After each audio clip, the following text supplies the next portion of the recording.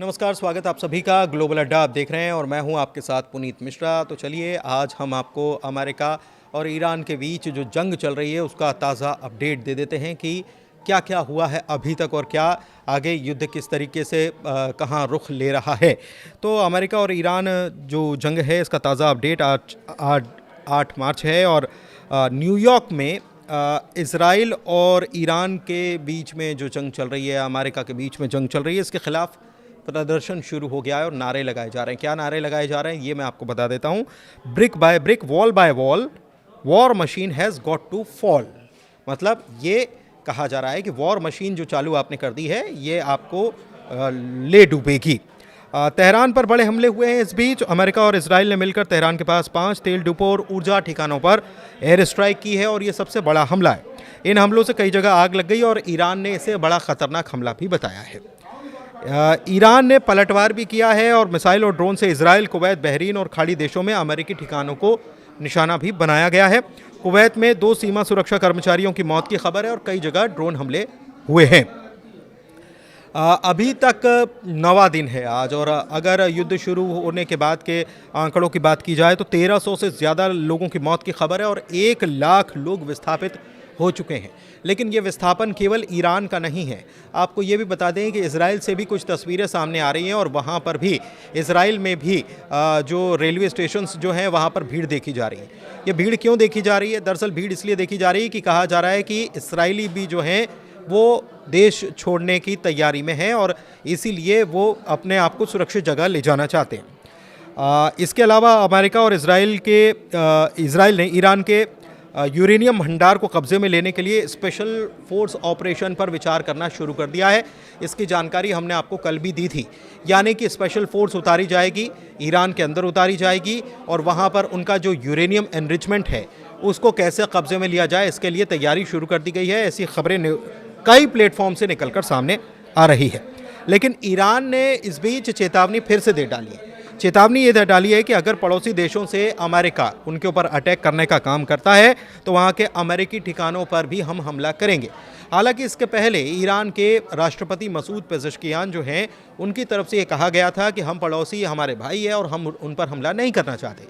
लेकिन उन्होंने साथ साथ ये भी कह दिया था कि अगर आपकी धरती से, आपकी ज़मीन से हम पर अटैक होता है तो फिर आपको इसका अंजाम भी भुगतना पड़ेगा और इसका जवाब हम देंगे। इसके अलावा अमेरिका और इजराइल ने ईरान के मिसाइल सैन्य ठिकानों पर बड़े हमले किए हैं। 28 तारीख से युद्ध शुरू हुआ था और ईरान भी जवाबी मिसाइल हमले जो है वो जारी रखे हुए हैं। युद्ध लगातार तेज़ होता जा रहा है। एक बड़ा अपडेट और है और वो बहुत बड़ा अपडेट है। मतलब तेल के ऊपर हम कब्जा करेंगे, अमेरिका के ये मंसूबे तो सामने आ गए थे, लेकिन तेल के साथ अब खेल जो है वो पानी से शुरू हो गया है। मतलब तेल तो बाद में, लेकिन पानी जो है अब उससे ईरान जो है वो दबाव बनाने की कोशिश कर रहा है और अमेरिका को भी सबक सिखाने की कोशिश कर रहा है। कैसे, ये मैं आपको आगे बताने वाला हूँ। खाड़ी देशों और वैश्विक तेल सप्लाई पर इसका असर पड़ रहा है, ये आपको मालूम है। हैरानी की बात यह है कि ईरान के साथ जो कुछ हो रहा है या अमेरिका जिस तरीके से हमले कर रहा है, पूरी दुनिया खामोश होकर देख रही है। पूरी दुनिया जानती है कि क्या चल रहा है और अमेरिका किस तरीके से दादागिरी दिखाने पर आमादा हो चुका है। लेकिन इसके बावजूद भी दुनिया में किसी की तरफ से अभी तक इस प्रकार का बयान नहीं आया कि अमेरिका को ये सब रोकना चाहिए। ईरान ने अमेरिकी सैनिकों को लेकर एक बड़ा दावा इस बीच कर दिया है और कहा है कि अमेरिका ये झूठ बोल रहा है और ये कबूल करने के लिए तैयार नहीं है कि बड़ी संख्या में अमेरिकी सैनिक जो हैं वो ईरान के कब्जे में हैं और जंग के बीच ईरान ने कई अमेरिकी सैनिकों को पकड़ने का काम किया है। ये भी कहा है ईरान ने कि अमेरिका अपने सैनिकों की संख्या पर आने वाले वक्त में बहाने बनाने शुरू कर देगा। लेकिन अमेरिका इस पर सफाई दे रहा है और कह रहा है कि ईरान के सारे दावे, सारी बातें जो हैं वो झूठ है, गलत है। और यूएस नेवी के कैप्टन टिम हॉकिंस कह रहे हैं कि ईरान की सरकार झूठ फैलाने का काम कर रही है, धोखा देने के लिए हर मुमकिन कोशिश करने में लगी हुई है। लेकिन आप देख रहे हैं कि ईरान शुरुआत से, जंग के पहले से अभी तक जो भी चीज़ें निकलकर सामने आ रही हैं वो ये बता रहे हैं कि ईरान अभी तो ऐसा कोई छद्म युद्ध तो नहीं लड़ रहा है। एक बात और है, ट्रंप ने एक बयान दे दिया है, लेकिन ट्रंप के बयान के पहले आपको ईरान के राष्ट्रपति मसूद पेज़ेश्कियान के बयान को समझना चाहिए। उन्होंने कहा है कि हमने कोई सरेंडर नहीं किया है, हाँ पड़ोसी हमारे भाई हैं और उनके ऊपर हम हमला नहीं करेंगे। लेकिन ट्रंप ने इस मामले में क्या कहा था? ट्रंप ने कहा था कि ईरान ने सरेंडर कर दिया है, ईरान सरेंडर कर चुका है, ईरान हार मान चुका है। ट्रंप ये दावा करने लगे थे कल एक छोटे से बयान के आधार पर, लेकिन उस बयान की बाद में सफाई आई और मसूद पेज़ेश्कियान ने साफ बता दिया कि अमेरिका के सामने हम घुटने नहीं टेकेंगे। अमेरिका मुगालते में है और ये मुगालते दूर कर लेना चाहिए, नहीं तो कब्र तक उसे इन्हीं मुगालतों के साथ रहना होगा। ट्रंप को भी इन्हीं मुगालतों के साथ कब्र तक रहना होगा, ये कहा गया। लेकिन ट्रंप क्या कह रहे हैं? ट्रंप कह रहे हैं कि हम ये तय करेंगे कि ईरान का अगला राष्ट्रपति यानी प्रेसिडेंट कौन होगा, और ये भी कह रहे हैं कि हम हर 5 या 10 साल में फिर से ऐसा करने के लिए नहीं लौटना चाहते। मतलब वो ये कह रहे हैं कि अगर ये रिजीम बना रहता है तो हम 5 साल बाद या 10 साल बाद नहीं आना चाहते, क्योंकि ईरान जो है वो मानने के लिए तैयार नहीं होगा। और उनका ये कहना है कि हम ही चुन लेंगे कि ईरान का प्रेसिडेंट कौन होगा। लेकिन क्या ये हो पाएगा? अभी हालात तो ये साफ तौर पर नज़र नहीं आ रहे, क्योंकि ईरान लगातार जवाब दे रहा है। ईरान के ऊपर जाहिर सी बात है कि एक बड़ा हमला, कड़ा हमला किया गया अमेरिका और इसराइल की तरफ से, और उसके तेल ठिकानों को निशाना बनाया गया। लेकिन इसके बावजूद भी ईरान झुकने के लिए तैयार नहीं है, क्योंकि ईरान कह चुका है कि हम अपने आखिरी सैनिक तक इस जंग को जारी रखने वाले हैं। लड़ाई तेल और पानी पर आ गई है। कैसे तेल और पानी पर आ गई है इसको समझ लीजिए, क्योंकि ये बहुत इंपॉर्टेंट पॉइंट है। बहरीन के आंतरिक मंत्रालय के मुताबिक ईरानी हमले में एक बड़े जल लवण हटाने वाले संयंत्र को नुकसान पहुंचा है। अब ये जल लवण हटाने वाला संयंत्र क्या है? बेसिकली मिडिल ईस्ट में आप जानते हैं कि हर तरफ समंदर का खारा पानी है, और समंदर के खारे पानी को पीने के योग्य बनाने के लिए उसे डिस्टिल वाटर बनाना पड़ता है, यानी पीने योग्य पानी बनाना पड़ता है। तो ये कैसे बनाना पड़ता है? इसमें से नमक हटाना पड़ता है, और तब जाकर वहाँ के लोग इस पानी को पी पाते हैं। और बहरीन ने कहा है कि ये ईरान ने एक बड़ा हमला किया है बहरीन में, और हमारे उस ठिकाने को निशाना बनाया है, जहाँ से उस संयंत्र को निशाना बनाया है जहाँ से हम पीने के पानी को बनाते थे, या पीने योग्य पानी बनाने का काम करते थे। इसके अलावा कल बहरीन में तैनात अमेरिकी बलों ने, इससे पहले आप देखिए इसके पहले का ईरान ने कहा था कि हम अपने पड़ोसी मुल्कों पर हमला नहीं करेंगे, लेकिन फिर भी ईरान ने किया। अब क्यों किया इस बात को समझिए। बहरीन में तैनात अमेरिकी बलों ने मिसाइल दागी थी और ईरान के कश्मीर आइलैंड पर स्थित जल शोधन संयंत्र को निशाना बनाया गया था। यानी पीने योग्य पानी यहाँ पर भी जो बनाया जाता उसको टारगेट पहले अमेरिका ने किया, और कहाँ से किया? बहरीन से किया। इसका जवाब बहरीन में फिर ईरान ने दिया।